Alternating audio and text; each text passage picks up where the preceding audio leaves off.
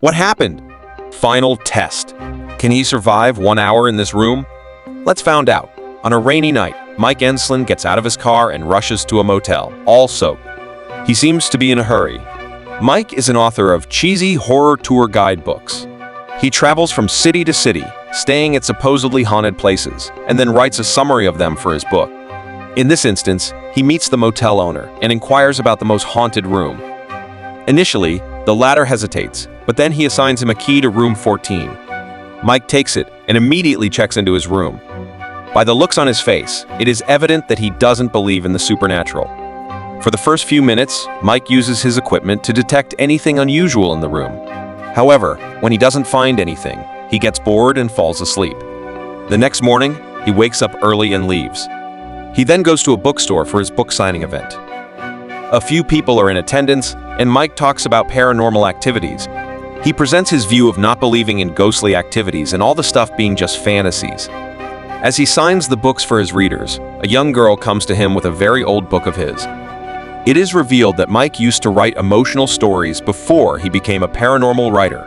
The girl tells him that she was genuinely touched by the book because it seemed too authentic, especially the part about the relationship between father and daughter.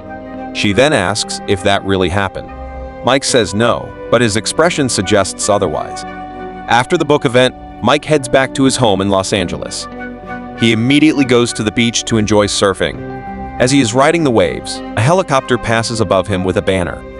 Mike tries to read it, but just then, he is swept away by a massive wave. Mike chokes on the seawater, but somehow manages to survive. After he gets up, he goes to a post office and picks his mail. As he goes through it, a postcard catches his eye. It is a certain Dolphin Hotel's card, which says, "Don't enter 1408." On the back. Mike is instantly intrigued by this, so he calls the said hotel for information about room 1408. However, the receptionist mentions that the room is unavailable for any dates. He suggests that Mike book other rooms, but our protagonist is not one who gives up easily. Hence, he starts looking up room 1408 of Dolphin Hotel on the internet.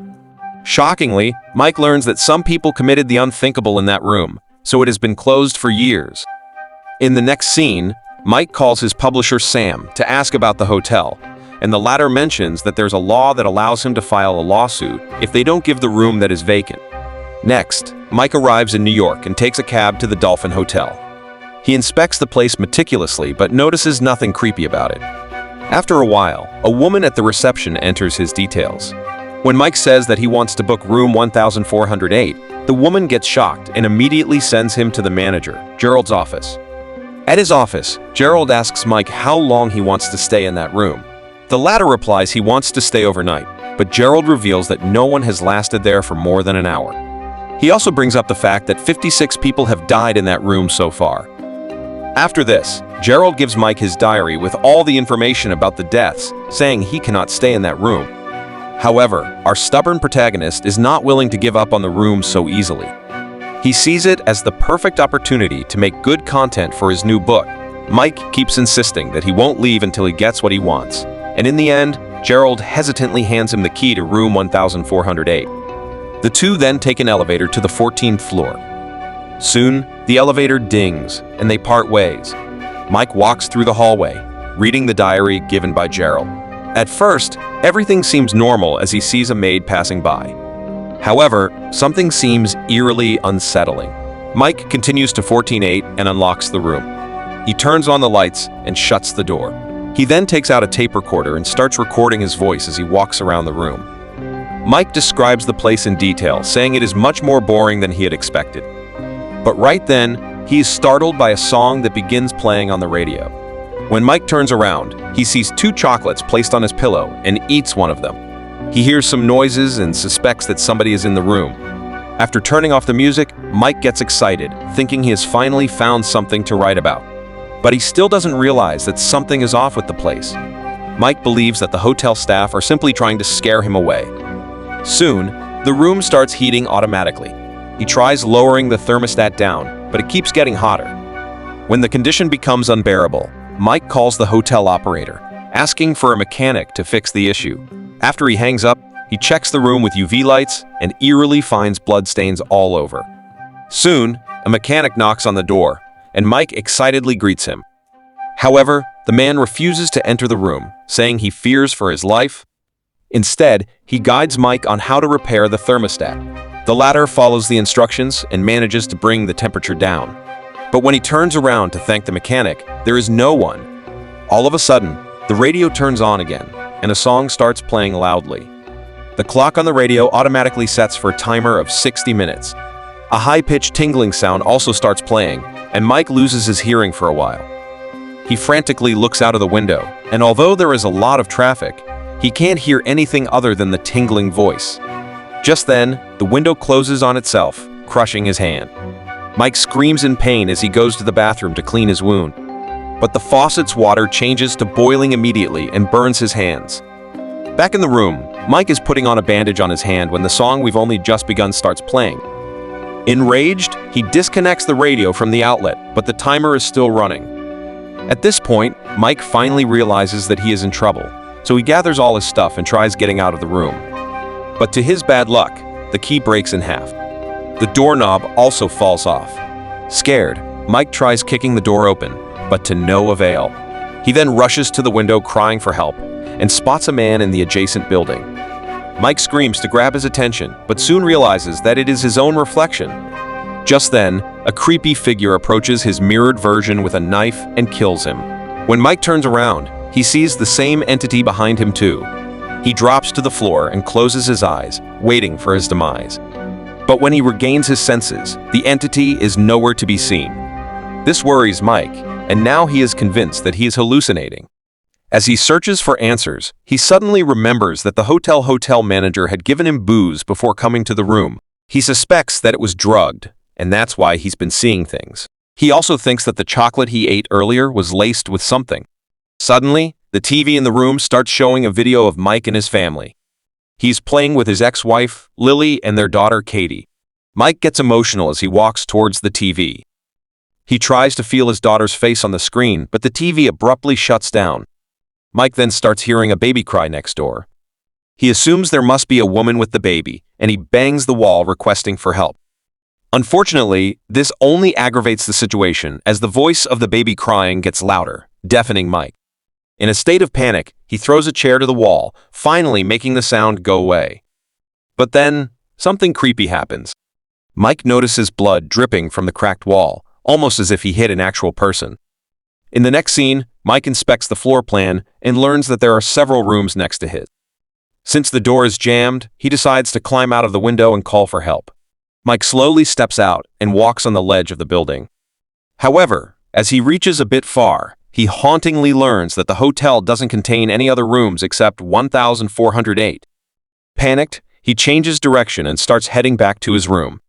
But on the way, a ghastly woman appears next to him, causing him to nearly fall. Mike somehow holds on and he notices the woman committing the unthinkable from the ledge. He then climbs back inside, after which the window shuts closed automatically. When Mike inspects the floor plan again, he learns that it has now changed completely. Only his room is shown, with the rest of the hotel blacked out. To add to the mystery, Mike notices that room 1408 has changed in appearance. The door and windows are now completely blocked by concrete walls.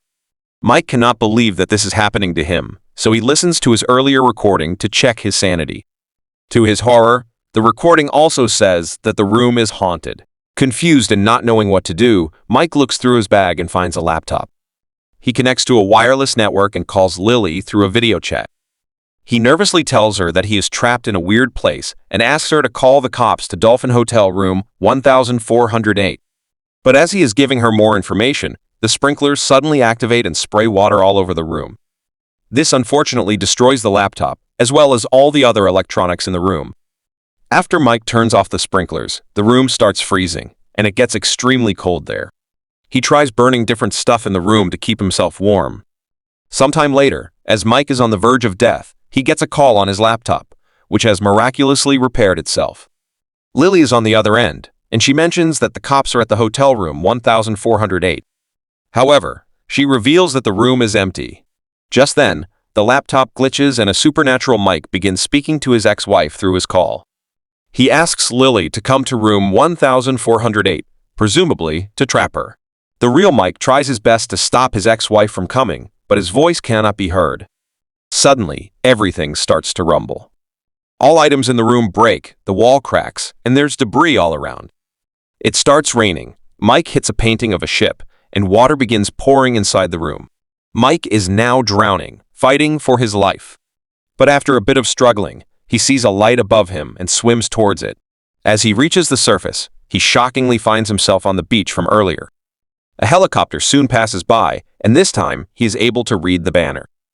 It says, "To get great life insurance, call XXX 1408. When Mike wakes up sometime later, he finds himself in a hospital in LA. His ex-wife Lily is by his side, trying to comfort him.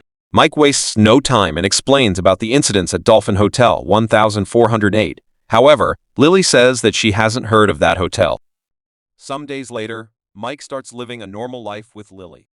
They have decided to give their relationship one more try.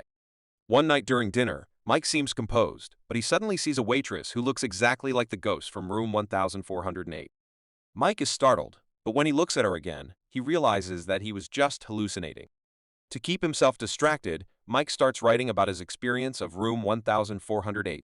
Soon, he completes his manuscript and decides to print it. Later, he goes to the post office to mail it to his publisher in New York. The man at the counter turns towards him, saying they are closed for today. Mike gets shocked to see his face. He remembers him as the same bellboy at the Dolphin Hotel who offered to take his bags. Suddenly, all the people in the post office start destroying the room, and Mike finds himself in 148 again. This is when he realizes that the past week was simply a dream, as he is still trapped. To make matters worse, the room is now in complete ruins. As Mike shouts for help, his daughter arrives in the room. She calls him Daddy and asks for help. Mike knows that he's hallucinating again, but he cannot resist himself from hugging her. Here, it is revealed that Katie died some years ago due to cancer, and this is the reason Mike and Lily drifted apart. Back in the room, he tells Katie that they will live together as a family, and no one will take her away. But right then, the little girl dies in his arms. Mike cries, saying you can't take her twice. All of a sudden, loud music plays on the radio, and Katie's body shatters into concrete debris. Mike goes crazy and starts breaking and throwing stuff. As the music keeps on playing, we notice that the timer on the radio is about to end. In the next scene, the clock hits 0 and finds himself in the original room 1408. It is fully furnished, and nothing appears to be broken. The clock is also reset to another 1-hour timer, indicating that Mike has been trapped in an endless loop.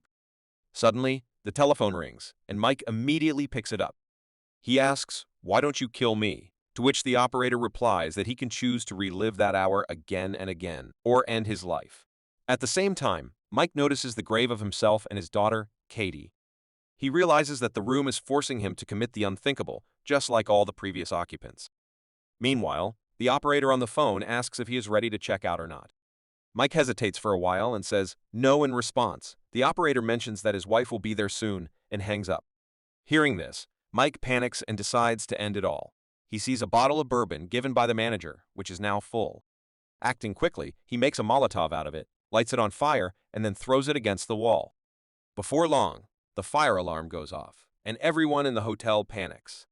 Lily, who's just arrived at the hotel, tells the police that Mike is inside room 1408 on the 14th floor. Meanwhile, Mike sits calmly in his room, smoking a cigarette. As the place burns down in flames, he laughs maniacally, content that the room is finally going to be destroyed. The scene then cuts to Mike's funeral, revealing that he did not survive. Lily gives a heartfelt speech, saying Katie and Mike are finally together now. After the ceremony ends, Gerald, the manager at Dolphin Hotel, approaches Lily with Mike's belongings in a box. However, she refuses to take them, saying she wants to move on now. After a while, as Gerald is back in his car, he finds a tape recorder amongst Mike's belongings. When he plays it, he hears the haunting final moments of Mike, along with the screams of Katie. Suddenly, Gerald sees the little girl in the mirror, and when he turns back, he notices a completely burnt Mike.